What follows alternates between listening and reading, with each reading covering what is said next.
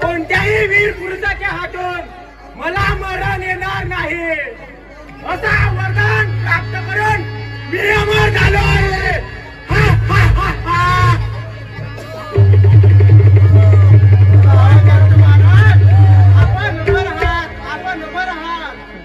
सत्य सम्राट महिषासुर महाराजांचा जय असो, विजय असो. कृतान काळालाही जिंकण्याच्या सामर्थ्य दैत्य सम्राटाच्या मनगटात सामावलेलं आहे. आज आम्ही आमच्या पितृपक्षाच्या देवांनी केलेल्या वधाचा सुगवणार. इंद्रप्रस्थान स्वारी करून त्या हलका देवेंद्राला पडून लावणार. त्याच्या ते रक्तजनित शासन आम्ही बळकवणार. त्रिभुवन साम्राज्य गाजवण्याची या दैत्य सम्राटाची इच्छा आज पूर्ण होणार.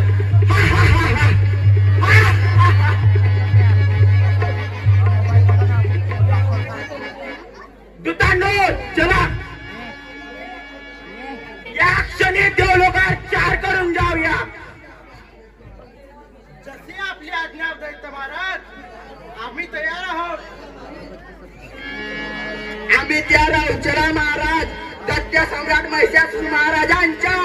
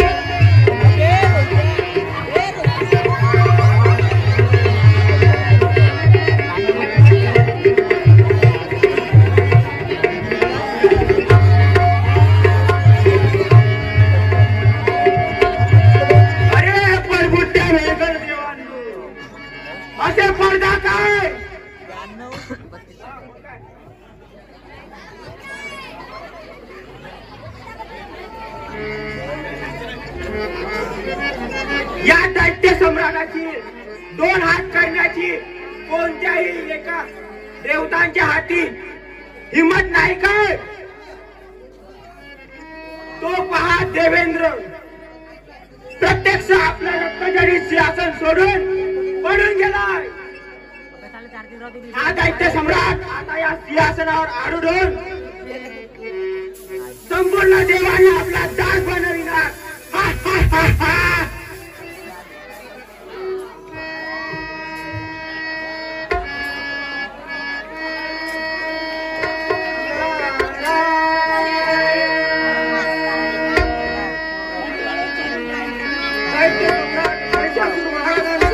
विजय असो, विजय असो, विजय असो. नारद मुनी, तुम्ही तर देवगणांचे पक्षाचे देवांचे अखंड स्तुती पाठक.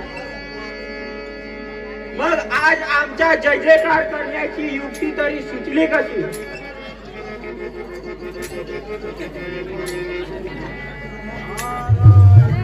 हा उभ्या देवीच्या नारद आता काहीतरी आग लावणारच हे निश्चितच. दैत्य सम्राट रणांगणावर पराक्रम गाजविणाऱ्या वीर योद्धाचं कौतुक तर करावंच लागेल ना. मग तो कोणत्याही पक्षाचा असो. नारायण नारायण. हेही खरंच म्हणा नारद मुनी. आजपासून सर्व देवगण ह्या दैत्य सम्राटाचे दास झाले. ब्रह्मदेवाने दिलेल्या अमृताच्या वरदानामुळे आज आम्ही अभिनजी आहोत.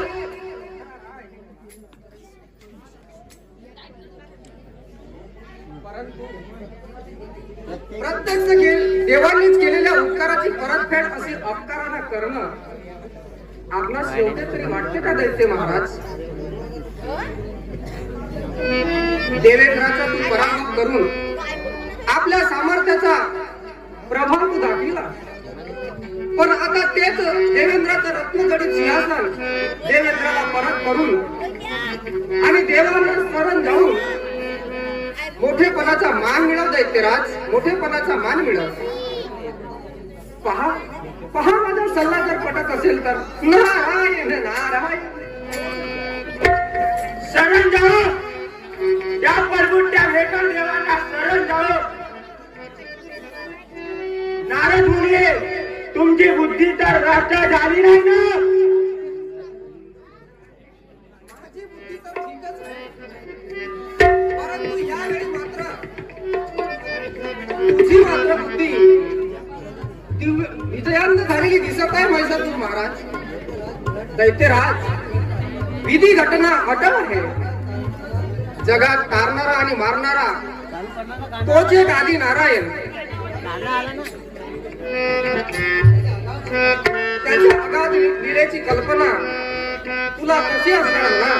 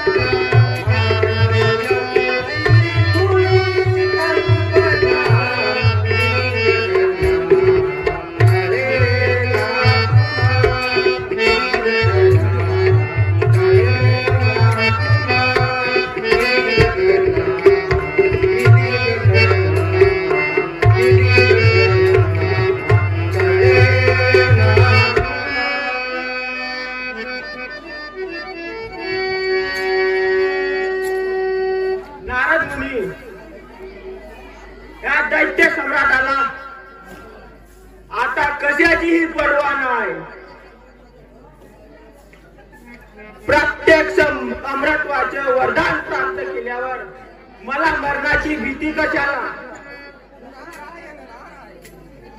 तशी तुम्ही इच्छा सम्राट, पण यावेळी माझं काही चुकलं असं जर वाटत असेल तर मला क्षमा करा. येतो मी. चला आता देवलोकात जाऊन तिकडे देवांची काय अवस्था आहे त्याचाही समाचार घेऊन यावा.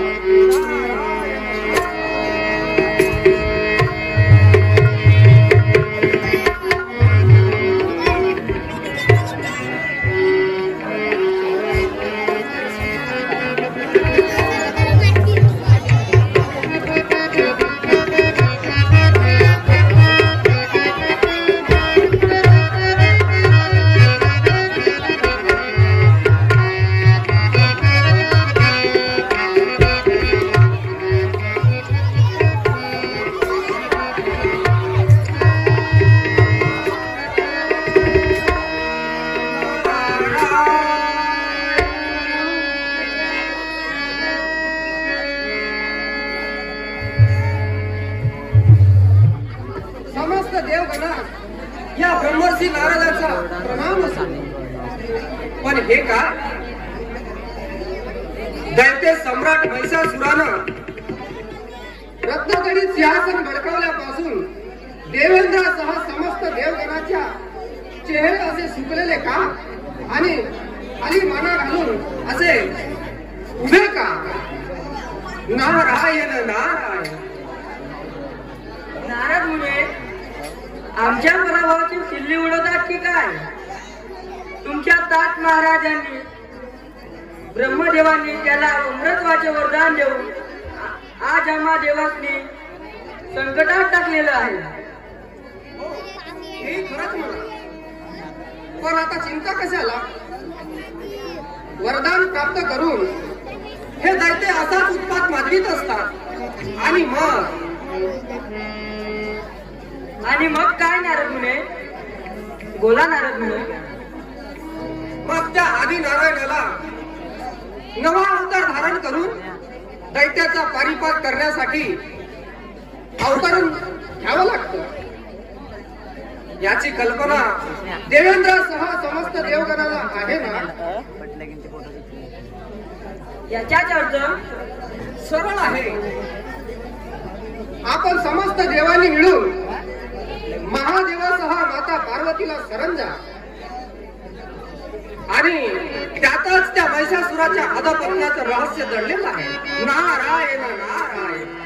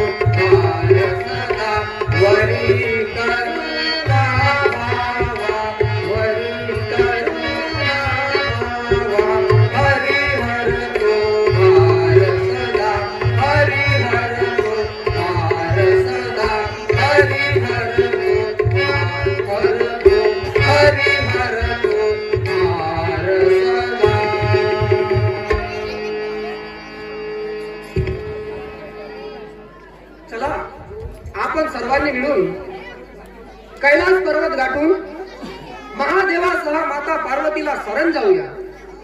नारायण नारायण. चला.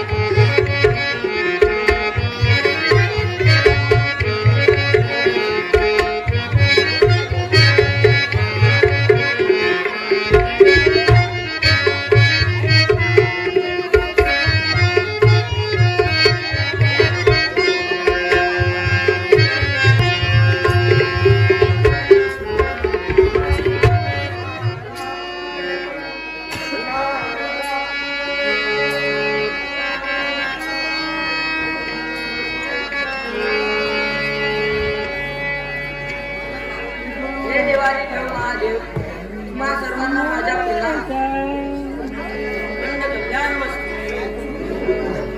आज समस्त देवगण तुझ्याकडे सोडून तिकडे विलास पडोद्याकडे कशी.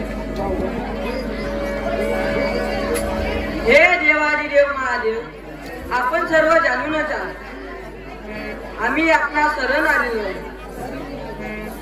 अधार्मी महिषासुरानं बळकावलेला रत्नजडित सिंहासन आपल्या पुत्रानं देवेंद्राला परत मिळावं याच विधान हेतूनं आम्ही आपला शरण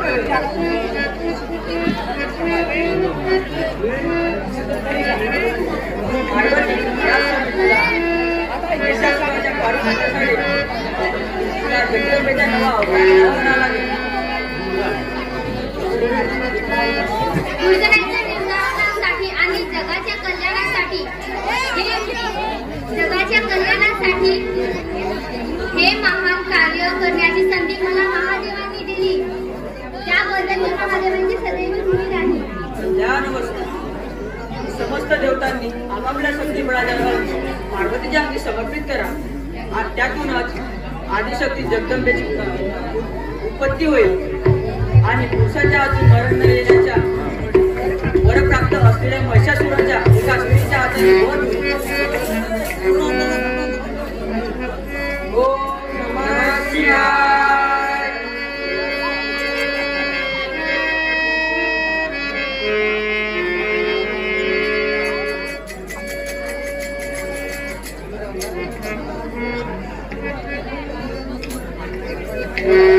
अखंड कल्याण वस्तू समस्त देवगणांनी आज माझा धावा करण्याचं कारण तरी काय.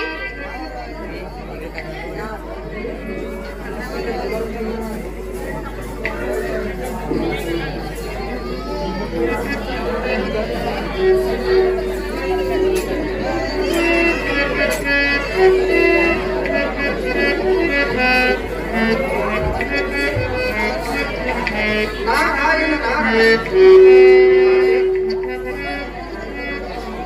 असुर सम्राट महिषासुरानं अमरत्वाचं वरदान प्राप्त करून त्यानं देवादिकांच्या सह मानव जातीचं सुद्धा बळवण केलं. त्याला पुरुषाच्या हातून मरण नाही म्हणून आपण जगदंबारूपी अवतारानं त्याचा नायनाट करावा.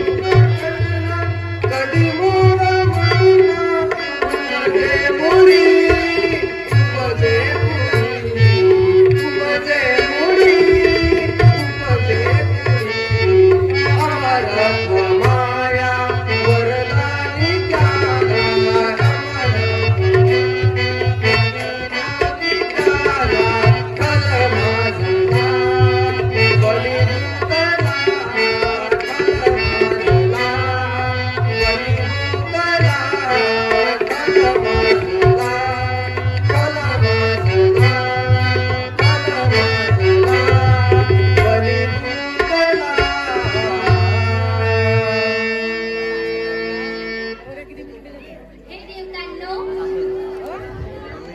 मी तुम्हा सर्वांना अवधान देतो. लवकरच या अधर्मी असुराचा नायनाट होणार.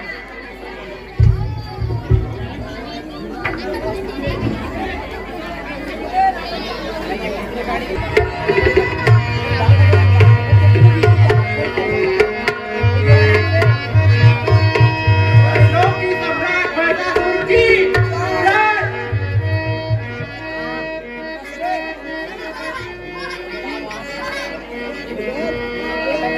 आम्ही त्रिभुवन जिंकून त्रैलोक्याचा सम्राट पद मिळवला. मी अजिंक्य आहे.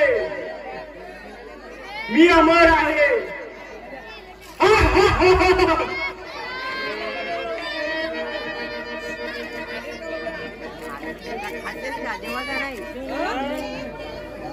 एक दुष्ट राक्षसा, जरा नजर वळून पहा. हा तुझा काळ इथे उभा आहे.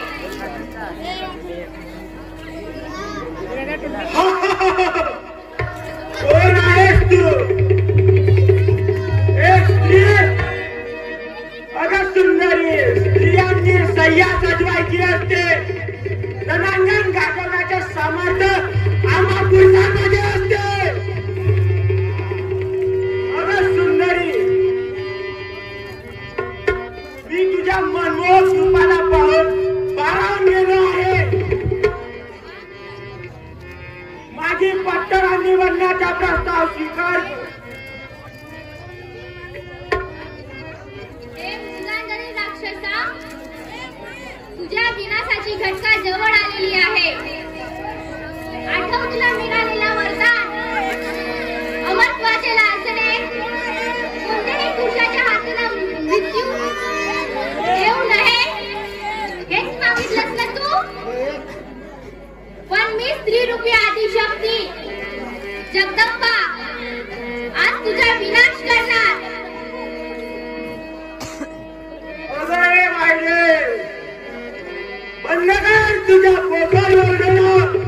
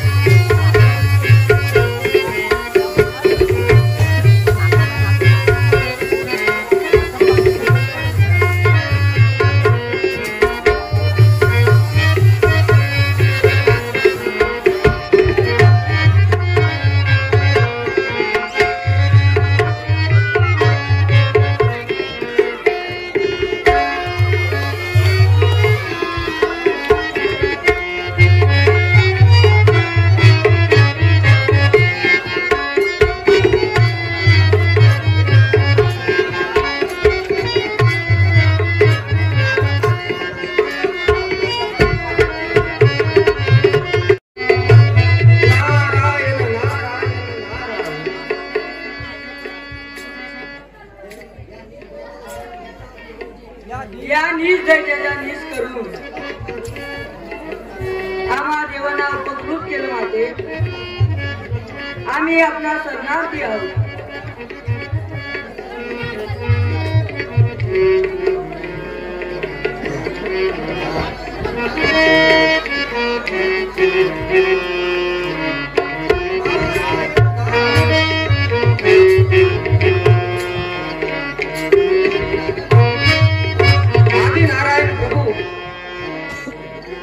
परमेश्वराच्या लीला अपरंपार आहे. जगाच्या कल्याणासाठी आणि अधर्माच्या विनाशासाठी प्रभू असाच कृपेचा मंगल प्रसाद द्यावा हीच तुझ्या चरणी प्रार्थना.